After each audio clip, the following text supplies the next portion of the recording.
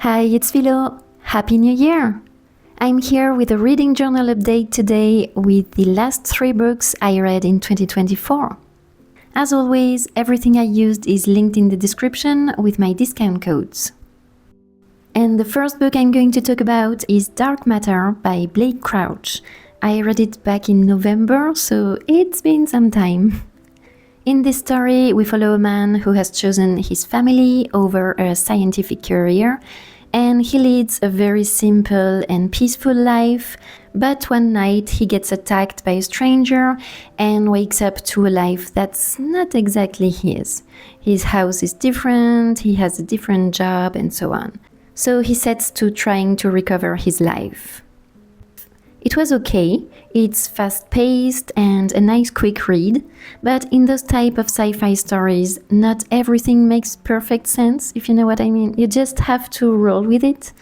Though I think in this case it was very well done and nothing bothered me, but it's also not a memorable read. For me, those kind of stories always feel kind of similar. So it reminded me of The Butterfly Effect or Predestination, although there's no time travel in this one.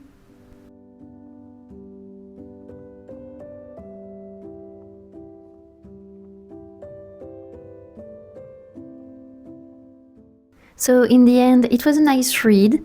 It's not great literature, but it's well written.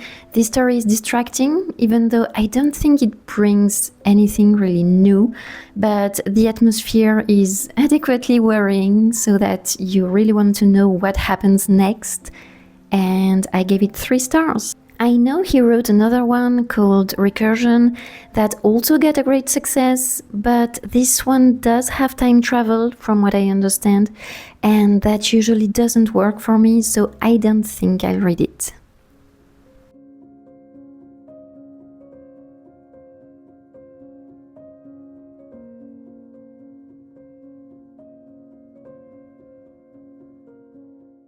Next, I read The 13th Tale by Diane Setterfield, and it was awesome.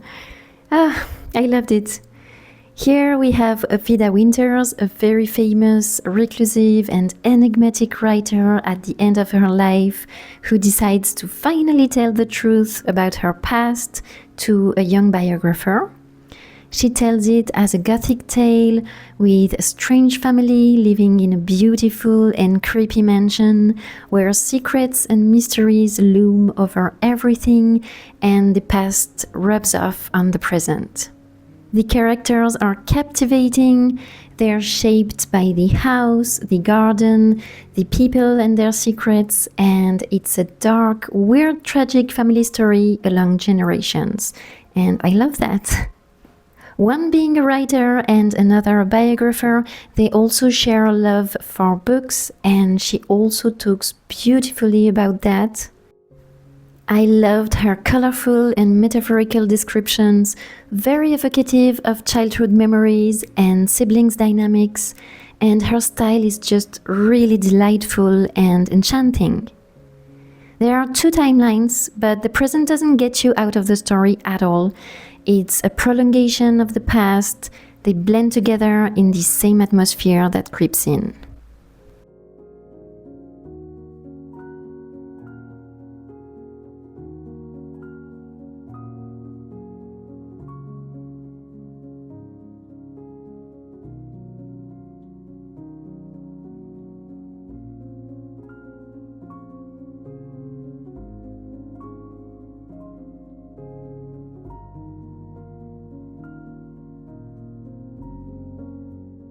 So this book has been a great surprise to me. In fact, it's been one of my favorite books of 2024. I recommend it to everyone, especially if you liked The Forgotten Garden by Kate Morton, or Rebecca by Daphne du Maurier, or any gothic mystery really. I think you'll love this one.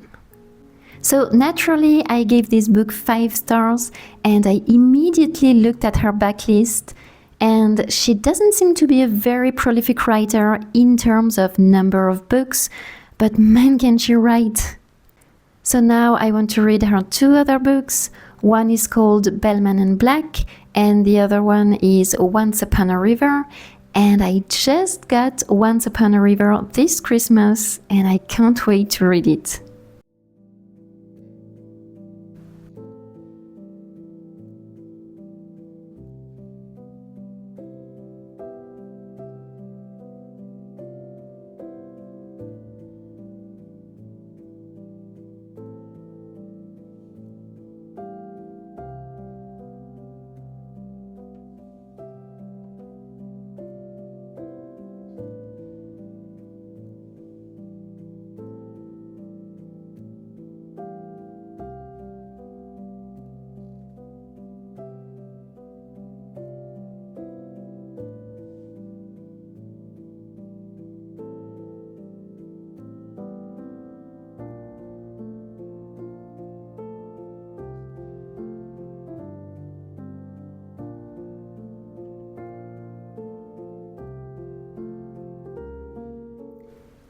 And the last book I read in 2024 was Everyone This Christmas Has a Secret by Benjamin Stevenson.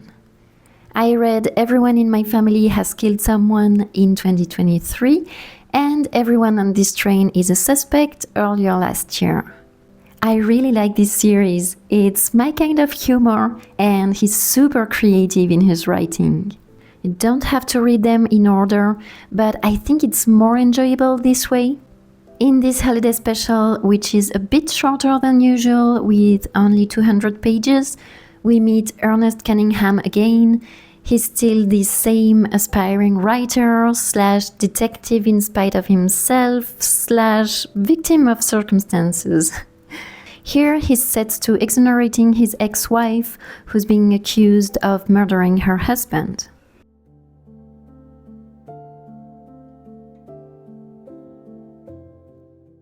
Maybe don't expect too much about Christmas references.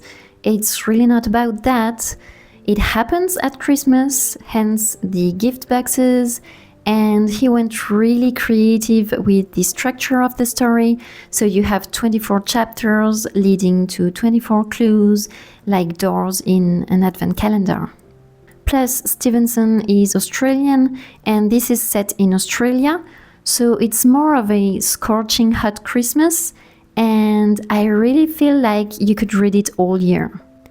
I didn't find out who did it, and it was in the same tone as the rest of the series, so I'm very happy with that.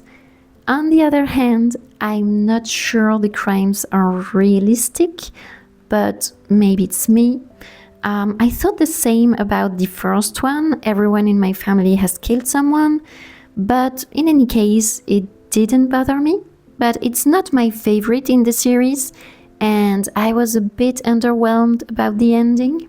I still enjoyed it a lot, and nothing will stop me from reading whatever comes next by this author.